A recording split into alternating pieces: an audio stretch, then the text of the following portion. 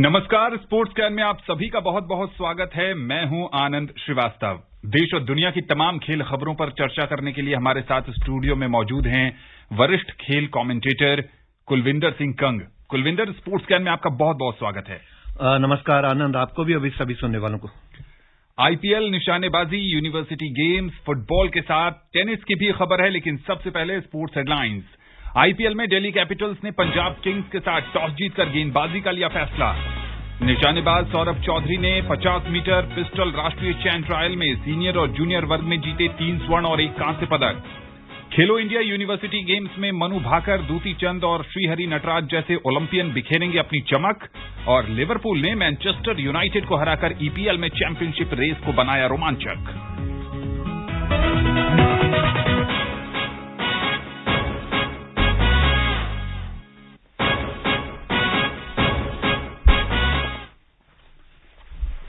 IPL में अब से थोड़ी देर बाद मुंबई के ब्रेबॉर्न स्टेडियम में दिल्ली कैपिटल्स का मुकाबला पंजाब किंग्स से होगा। अंक तालिका में पंजाब 7वें और दिल्ली 8वें स्थान पर है। टॉस हो चुका है और टॉस का हाल यह है कि दिल्ली कैपिटल्स की टीम ने टॉस जीतकर पहले गेंदबाजी करने का फैसला किया है। कुलविंदर, इससे पहले कि मैच रिपोर्ट पर चलें, आपसे यह समझना चाहेंगे कि मैच से 3.5 घंटे पहले टिम साइफर्ट की रिपोर्ट आती है, जो दिल्ली कैपिटल्स के खिलाड़ी हैं वो पॉजिटिव पाए जाते हैं कोरोना से, और दिल्ली में कोरोना की लिस्ट काफी लंबी होती जा रही है। शंका तो यह भी थी शायद ये मैच होगा या नहीं होगा, लेकिन अब टॉस हो चुका है और मैच हो रहा है। देखिए, मैच तो होगा। सबसे बड़ी बात यह है कि टीम में 24-25 खिलाड़ी होते हैं, तो ये जो कोरोना के नियम है उसके मुताबिक 7 भारतीय खिलाड़ी होना जरूरी है। 12 नेगेटिव खिलाड़ी चाहिए। अगर 24-25 हैं, आधी टीम भी नेगेटिव पॉजिटिव हो जाती है तो 12 खिलाड़ी चाहिए, 1 स्टैंड बाई होता है और उसमें 7 इंडियन होने चाहिए, तो टीम उतारी जा सकती है। तो पूरी उम्मीद थी। मिचेल मार्श हुए, सैफर्ट अभी हुए हैं, लेकिन ठीक है। उसने टॉस के बाद इसने ऋषभ पंत ने यह भी कहा कि अब हम उस बात को याद नहीं करना चाहते कि हमारी टीम में कोरोना के केसेस आए हैं, हमें इस मैच को जीतना है, खेलना है। चलिए, मैच पर चर्चा करने से पहले सुनते हैं अतहर सईद की ये रिपोर्ट। कोरोना के साए के बीच आज मुंबई में दिल्ली कैपिटल्स और पंजाब किंग्स की टीमें आमने सामने होंगी।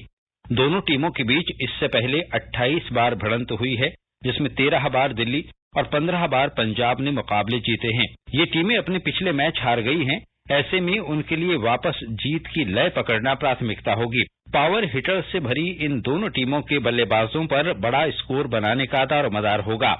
दिल्ली के पास डेविड वार्नर, पृथ्वी शॉ और कप्तान ऋषभ पंत जैसे हार्ड हिटर हैं, तो वहीं पंजाब के पास शिखर धवन, फॉर्म में चल रहे लियांग लिविंगस्टोन और शाहरुख खान हैं। पंजाब ने 6 में से 3 मैच जीते और 3 हारे हैं, तो वहीं दिल्ली ने 5 में से केवल 2 मैच जीते हैं, जबकि उसके पास शानदार खिलाड़ियों की फौज है। पंजाब के कप्तान मयंक अग्रवाल अंगूठे की चोट से उबरकर टीम में वापस लौट आए हैं। पंजाब के मध्यक्रम को सिचुएशन के हिसाब से रन बनाने होंगे। जितेंद्र शर्मा अच्छे फिनिशर नजर आते हैं, लेकिन हैदराबाद के खिलाफ मुश्किल हालात में वो परफॉर्म नहीं कर सके। आज भी पंजाब के बल्लेबाजों की राह उतनी आसान नहीं होगी, क्योंकि सामना फॉर्म में चल रहे गेंदबाज कुलदीप यादव से है, जो अब तक 11 विकेट ले चुके हैं। कुलदीप और लिविंगस्टोन की टक्कर में बाजी किसके हाथ लगती है, देखना दिलचस्प होगा। ये टक्कर मैच का रुख मोड़ सकती है। Athar Saeed, sports can. कुलविंदर, दोनों टीमों की स्थिति एक जैसी है। जिस दिन फॉर्म में रहे तो बड़ों को चित कर दिया, और जिस दिन बेरंग दिखे तो फिर लो टोटल भी चेस नहीं कर पाते। देखिए, दोनों टीमें बराबरी पर चल रही हैं। पंजाब की टीम जहां अंक तालिका में 7वें नंबर पर है, दिल्ली की टीम 8वें नंबर पर है।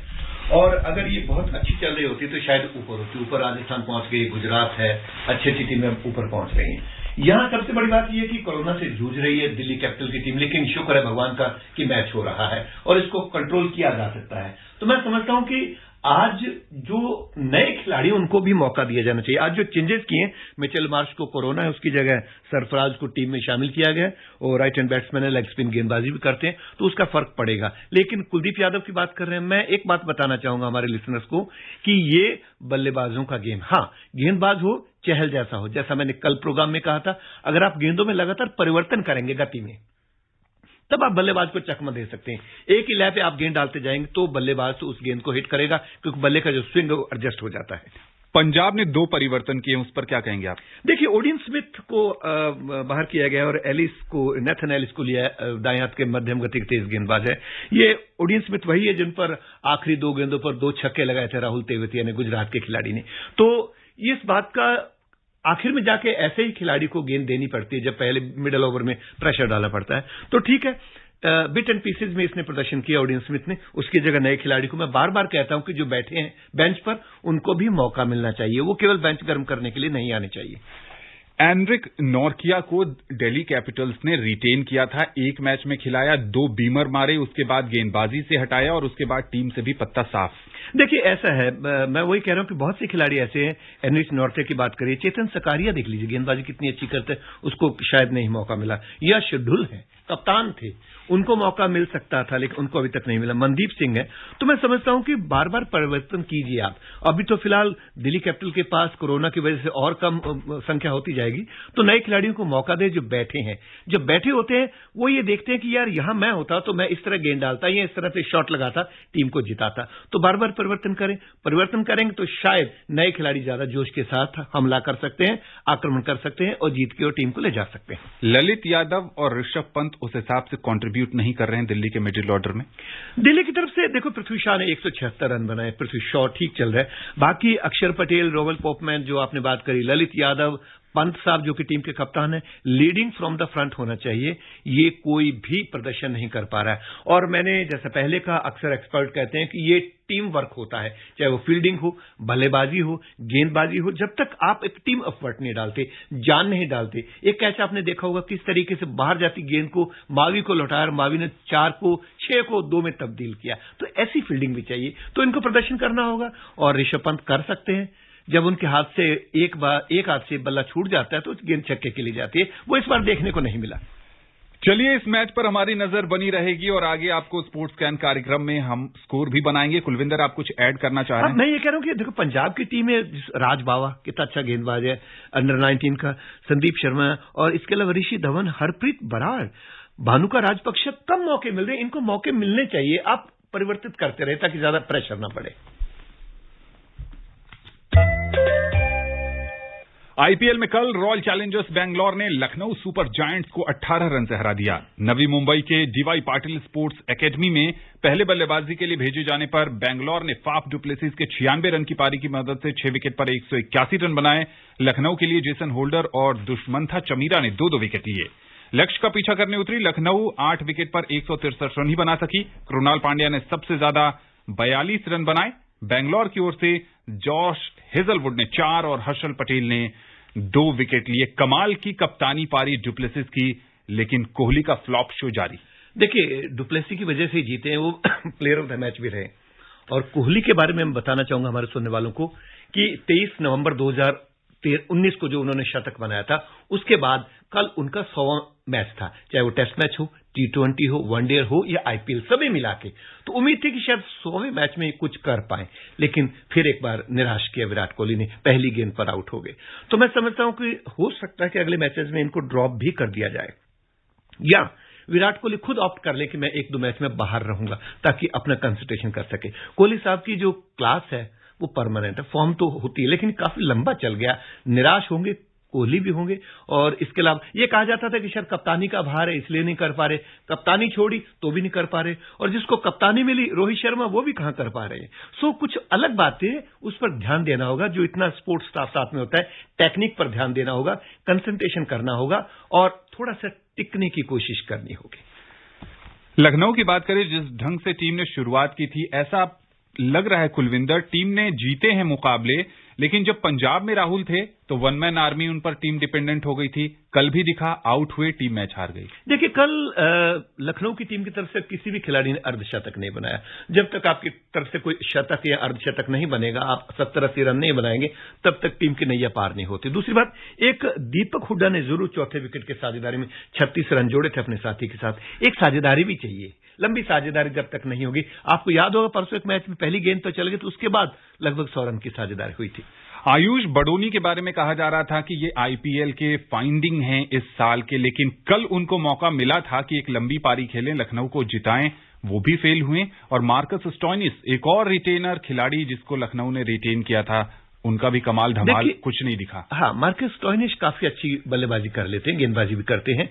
ये वही है जैसे आप आंद्रे रसल को देख लीजिए, आप कैरन पोलार्ड को देख लीजिए, उनके ऊपर प्रेशर ज्यादा दिया जाता है कि ये है पीछे संभाल लेंगे। लेकिन कल जिस तरीके से 4 विकेट लिए गए, मैं आपको बता दूं, हेजलवुड ने और 2 विकेट लिए उनके दूसरे खिलाड़ी तेज गेंदबाज हर्षल पटेल 6 विकेट तेज गेंदबाज ले गए, जमने नहीं दिया, गेंद उनके बल्ले पर आ नहीं रही थी और उनको किसी भी तरीके मौका नहीं दिया और फील्डिंग भी बहुत अच्छी थी। तो ये सारी चीजें कुल मिलाकर 100वां मैच खेल रहे थे विराट कोहली, खुद तो नहीं कर सके, लेकिन टीम ने उनके 100वें मैच पर जीत का तोहफा दिया। तोहफा जरूर दिया है, लेकिन जब तक बल्ला खामोश रहेगा कोहली के प्रशंसकों को निराशा होगी और आरसीबी का टीम मैनेजमेंट भी अब सोच रहा होगा कि इतने बड़े खिलाड़ी के साथ कैसे डील किया जाए। बात करते हैं निशानेबाजी की। दुनिया के पूर्व नंबर 1 निशानेबाज सौरभ चौधरी ने कल डॉक्टर करणी सिंह निशानेबाजी रेंज में पुरुषों की 50 मीटर पिस्टल राष्ट्रीय चयन ट्रायल में दबदबा बनाते हुए सीनियर और जूनियर वर्ग में 3 स्वर्ण और 1 कांस्य पदक जीता। पिस्टल स्पर्धाओं के चयन ट्रायल 3 और 4 में एशियाई खेलों और युवा ओलंपिक चैंपियन सौरभ ने पुरुष और जूनियर पुरुषों के 50 मीटर पिस्टल T4 में स्वर्ण पदक जीते। उन्होंने पुरुषों की T3 में कांस्य जबकि जूनियर पुरुषों की T3 प्रतियोगिता में स्वर्ण पदक जीता। टोक्यो ओलंपिक के फाइनल में जगह बनाने वाले सौरभ ने T4 में 60 शॉट की सीरीज में 562 अंक के साथ भारतीय नौसेना के कुणाल राणा को पछाड़ा। कुलविंदर बड़े मंच पर जरूर असफल रहे, लेकिन निराशा खेल का एक हिस्सा है। एक बार फिर से तैयारी में जुटे हैं सौरभ। भविष्य के सितारे हैं, लेकिन भारतीय शूटर्स के लिए दिक्कत है कि अब कॉमनवेल्थ से शूटिंग हटा दी गई है। ये 3 चीजें थी, आर्चरी, शूटिंग और कुश्ती, जिनमें भारत को 2010, 2014, 2018 के कॉमनवेल्थ गेम्स में भारत को 36 पदक मिले, उसमें से 15 स्वर्ण पदक थे, इन्होंने दिलाए। अब 2026 में जो वहां पर ऑस्ट्रेलिया में हो रहा है, विक्टोरिया में, वहां पर ये तीनों गेम साफ कर दिए गए। तो भविष्य में कोशिश करनी चाहिए, जब भारत में ऐसे स्टार खिलाड़ी हैं, सौरभ चौधरी हो गए और इसके अलावा एक और लड़की है जो मनु भाकर, तो ये खिलाड़ी हैं, इनका भविष्य कहीं डोमेस्टिक में ना दबकर रह जाए, ओलंपिक के लिए तैयारी करें, तो ये सारी जगह उनको मौके मिलने चाहिए। तो मैं समझता हूं कि भविष्य भारत का शूटिंग में उज्जवल है। अगर कॉमनवेल्थ नहीं तो एशियन गेम्स और ओलंपिक में बहुत उम्मीदें हैं। 24 अप्रैल से 3 मई तक बेंगलुरु में होने वाले खेलो इंडिया यूनिवर्सिटी गेम्स में Olympian shooter Manu Bhaker, sprinter Dutee Chand और तैराक श्रीहरि नटराज जैसे ओलंपियन अपनी चमक बिखेरते दिखाई देंगे। इसके अलावा दिव्यांश सिंह पंवार, ऐश्वर्य प्रताप सिंह तोमर की शूटिंग जोड़ी भी निशानेबाजी में देखने को मिलेगी। खेलों के इस सीजन में 2 स्वदेशी खेल योगासन और मलखंब को पहली बार शामिल किया गया है। हम आपको बता दें कि 189 विश्वविद्यालयों के कुल लगभग 4000 खिलाड़ी 20 प्रतियोगिताओं में 275 स्वर्ण पदक के लिए अपनी दावेदारी पेश करेंगे। कुलविंदर, यही वो मंच होता है जहां से गुमनाम खिलाड़ी अपनी चमक बिखेरते हैं और फिर वैश्विक मंचों पर देश का नाम रोशन करते हैं। अगर हम इतिहास में जाएं तो भारतीय हॉकी ने जो 8 स्वर्ण पदक जीते हैं ओलंपिक में, उनमें फीडिंग कैडर क्या था? यूनिवर्सिटीज। वो गेम्स होने बंद हो गए थे, वो कंपटीशन होने बंद हो गए थे। तो अब ये यूनिवर्सिटी गेम्स खेलो इंडिया की तरफ से खेलो इंडिया यूथ गेम्स हो रहे हैं, तो एक मंच मिल रहा है। और यूनिवर्सिटी में तो एक पूरे परिपक्व खिलाड़ी होता है अंतर्राष्ट्रीय मंच पर पैर रखने के लिए। तो यहां पर जिस तरीके से ये दूसरी बार हो रहा है, क्योंकि पिछले साल होना था और तब ये कोरोना की वजह से पोस्टपोन हुआ था, लेकिन इस बार हो जाएगा। और आपने जो मनु भाकर की बात की, अभी अभी आपको ये खबर मिली थी, इसलिए आपने मेरी उसको सही कर दिया कि मनु भाकर वो नाम। जी हां, बिल्कुल। अब चलते हैं टेनिस की ओर। ऑस्ट्रिया के स्टार टेनिस खिलाड़ी डोमिनिक थिएम चोट के बाद वापसी करते हुए सर्बिया ओपन के पहले ही दौर में हार गए हैं। उन्हें बेलग्रेड के जॉन मिलमैन ने 6-3, 3-6, 6-4 से मात दी। एक अन्य मुकाबले में चेक गणराज्य की जिरी लेहेका ने हेनरी लाकासोनेन को 6-2, 7-5 से हराकर दूसरे दौर में जगह बनाई, जहां उनका सामना दूसरी वरीयता प्राप्त आंद्रे रुब्लेव से होगा। अन्य मुकाबलों में सर्बिया के लास्तो जेयर ने अपने ही देश के हमाद को 6-4, 7-5 से, रोमन सफियोलिन ने मिखाइल यमेर को 7-5, 6-0 से और ब्राजील के क्वालिफायर थियागो मोइंटेरो ने पुर्तगाल के जाओ सोसा को 6-4, 6-3 से हराया। अब बात करते हैं विंबलडन की। दुनिया के सबसे प्रतिष्ठित ग्रैंड स्लैम विंबलडन में इस साल रूस और बेलारूस के टेनिस खिलाड़ी नहीं खेल पाएंगे। आयोजकों ने यह फैसला किया है कि यूक्रेन पर हमला करने के कारण रूस और बेलारूस के खिलाड़ियों पर इस साल विंबलडन में पाबंदी लगाई जाएगी। जिन टॉप खिलाड़ियों पर इसका असर पड़ेगा, उनमें दुनिया के नंबर 2 पुरुष टेनिस खिलाड़ी रूस के डेनियल मेदवेदेव और महिलाओं में चौथे नंबर की खिलाड़ी बेलारूस की आर्यना सबालेंका हैं। इस साल की विंबलडन प्रतियोगिता 27 जून से 10 जुलाई के बीच खेली जाएगी। पिछले साल सबालेंका सेमीफाइनल में पहुंची थी, जबकि मेदवेदेव चौथे दौर तक का सफर तय किया था। दुनिया की 15वें नंबर की खिलाड़ी रूस की अनास्तासिया पावलुचिंकोवा और बेलारूस की विक्टोरिया अजारेंका भी विंबलडन में नहीं खेल पाएंगी। कुलविंदर, ये खिलाड़ियों के लिए बहुत दुखद, बिल्कुल दुखद होता है। आप ये देखिए कि चाहे इस तरह के युद्ध की बात हो या विश्व युद्ध हुए, भारत के ओलंपिक हॉकी स्वर्ण पदकों की संख्या 10 हो सकती थी अगर 1940 और 44 के 2 ओलंपिक विश्व युद्ध की वजह से कैंसिल ना हुए होते। तो भुगतना खिलाड़ियों को पड़ता है, और युद्ध किसी भी चीज का, किसी भी मसले का हल नहीं हो सकता। ब्राजील के दिग्गज फुटबॉल खिलाड़ी पेले कैंसर के इलाज के लिए अस्पताल में भर्ती हुए हैं। सितंबर में एक ट्यूमर की सर्जरी के बाद 81 साल के पेले साओ पाउलो में कीमोथेरेपी से गुजर रहे हैं। पेले ने एक वक्तव्य में बताया है कि वो अपने इलाज कराने के लिए अस्पताल में हैं। पेले ने 1363 मैचों में 1281 गोल का विश्व रिकॉर्ड बनाया, जो 21 साल तक चला था। फुटबॉल की ही एक और खबर है। इंग्लिश प्रीमियर लीग में लिवरपूल ने मैनचेस्टर यूनाइटेड को हराकर टॉप स्पॉट पर पहुंचकर टाइटल रेस को रोमांचक बना दिया है। आइए सुनते हैं मुकेश कुमार की ये रिपोर्ट।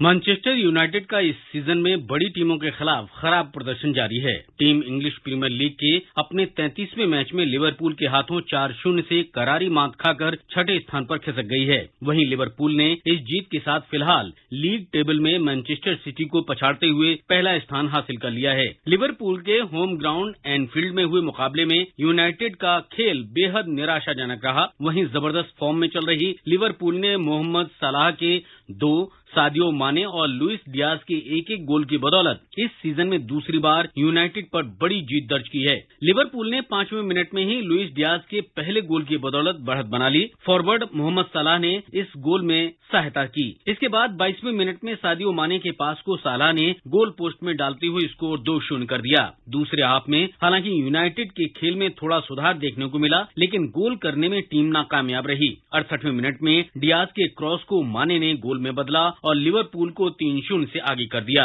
रही सही कसर सलाह ने पूरी की और 85वें मिनट में गोल कर लिवरपूल को 4-0 के निर्णायक स्कोर पर पहुंचा दिया। लिवरपूल ने इस सीजन में यूनाइटेड के होम मैच में 5-0 से जबरदस्त जीत दर्ज की और इस बार भी यूनाइटेड के कमजोर अटैक की पोल खोल कर रख दी। टीम 32 मैचों से 76 अंक लेकर लीग टेबल में टॉप पर आ गई है। 1 अक्टूबर 2021 के बाद इस सीजन में पहली बार टीम टॉप पर पहुंची है, लेकिन दूसरे स्थान पर खिसकी मैनचेस्टर सिटी को आज अपना 32वां मुकाबला ब्राइटन के खिलाफ खेलना है और इसे अगर सिटी जीतती है तो दोबारा पहले स्थान पर आ जाएगी। वहीं यूनाइटेड फिलहाल छठे नंबर पर खिसक गई है। टीम को अगर चैंपियंस लीग के अगले सत्र के लिए डायरेक्ट क्वालिफिकेशन करना है तो अपने 38वें मैच के बाद कम से कम टॉप 4 में स्थान प्राप्त करना होगा। Mukesh Kumar, sports can.